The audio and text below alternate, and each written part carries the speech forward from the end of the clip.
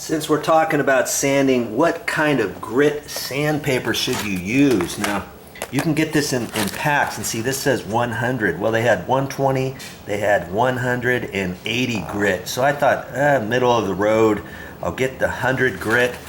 And like I say, when you sand on it, you just want to sand it not so hard, and try not to sand too much of it. It's not, you don't get it smoother by more sanding, okay? I just want it so it's smooth to the touch, and I'm gonna wear my gloves here too. That way I can rub my hand along the wall and feel where it's smooth and where it's not smooth, and then just take this and brush a little bit more on there, okay?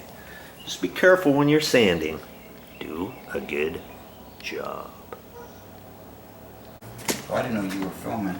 No, I wasn't filming, Mark, but he had some thoughts and ideas. He said, hey, should he bring a shop vac as I'm sanding, and take a shop vac and kind of hold it there and try to suck it up? But I'm not quite sure, because the shop vac is going to blow air out of the back side of it as well, and that might create more airflow, and it might throw up and kick this dust up. And we were going to put some craft paper.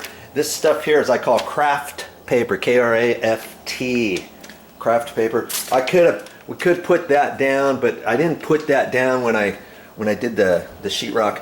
And you know, if we put it down now, after everything gets sanded, then you've got to fold that up and throw it away, and that is going to create a dust storm. So I think we're just going to leave it just like this as I sand, and everything's just going to drop down, and then we'll take the vacuum after that and wipe it down and stuff. And incidentally, once you do it, you just have to be careful, because the more you brush it and stuff, it's going to fly up. And then when you get all done, before you start painting, wipe this down with a damp rag or with a sponge to get all the excess.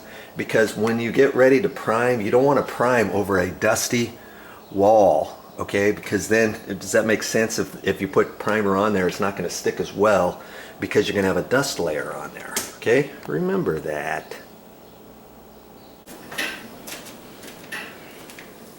Well, that's all I got for this time, but I'll be back with more videos. Good job, Marky.